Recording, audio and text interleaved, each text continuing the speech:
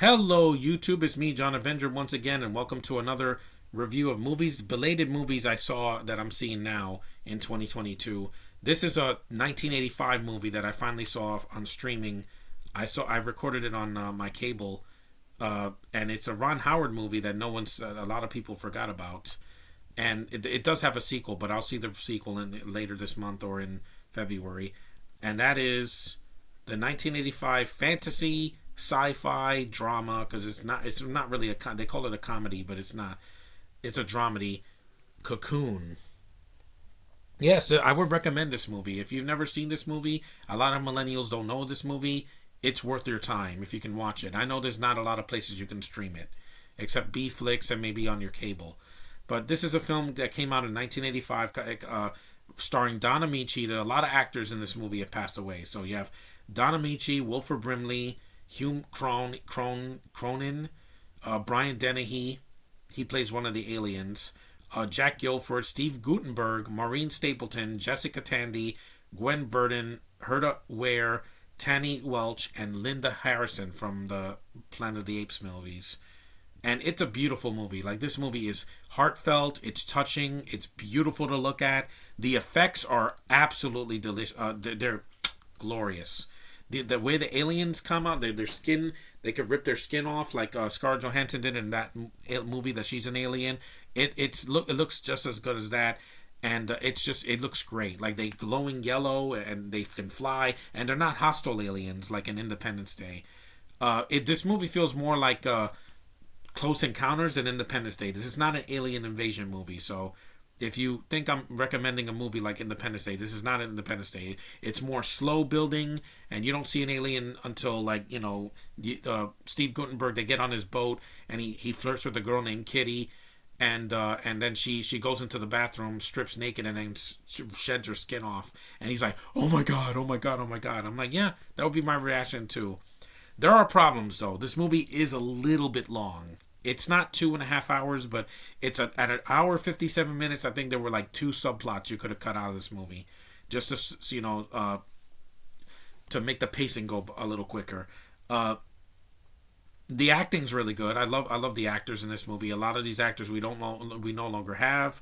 Some of them are really old, or middle aged, or close to being senior citizens. But the acting is really good, and Ron Howard knows how to direct. Clint Howard has a cameo in the movie as one of the orderlies at the nursing home for the old people, because there's basically these old people go to this pool that rejuvenates their life, and it gives them stamina and energy, and they feel young again. It's basically a fountain of youth, the aliens keep their cocoons in there so they can procreate, so they can save their species.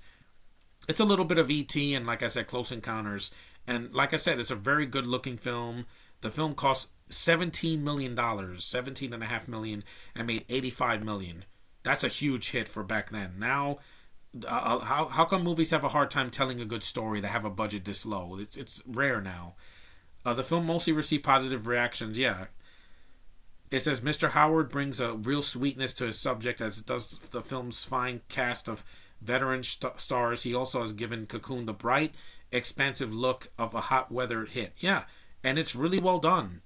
It's imaginative. It's beautiful. The score is amazing by James Horner. May he rest in peace.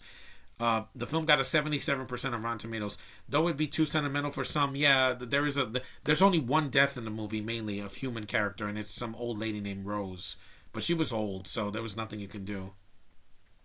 And I'm not going to spoil the ending in case you want to see it. Ron Howard's supernatural tale of eternal youth is gentle and heartwarming, touching on poignant issues of age in the process. Yeah, but it doesn't treat old people like dirt, like freaking The Force Awakens did, or Rise of Skywalker, because these actors actually have good chemistry with each other. They talk normal. They're not Mary Sue's or Gary Stu's. They have backstory, and we care about them. I cared about these people. I didn't care about people in Rogue One or Solo. Solo, you could tell that's not Ron Howard's movie. You know how I know? Because it doesn't have his heart in it. Most Ron Howard movies I've seen have heart. The Grinch, this movie. I haven't seen Willow. That has heart in it as well. I haven't seen his other films, like I think Apollo 13 or whatever, but he's a good director. His daughter's also directing, so that's good.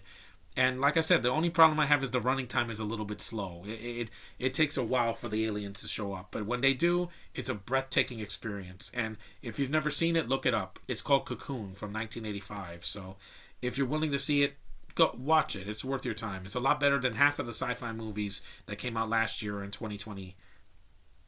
I can recommend it. Highly recommend it. And at least it's not 2.5 hours like Eternals. It is better than Eternals, better looking, shorter, better acting, less well, there's more characters here, but they're more developed. I knew every single character and what they were about compared to Eternals. But thanks for watching, guys. Take care. I know my birthday's tomorrow. I'm gonna do a video haul of the stuff that I got. Also stuff from Christmas I forgot to show you guys. I'm keeping this one short, so I'll see you guys in the next video. Peace.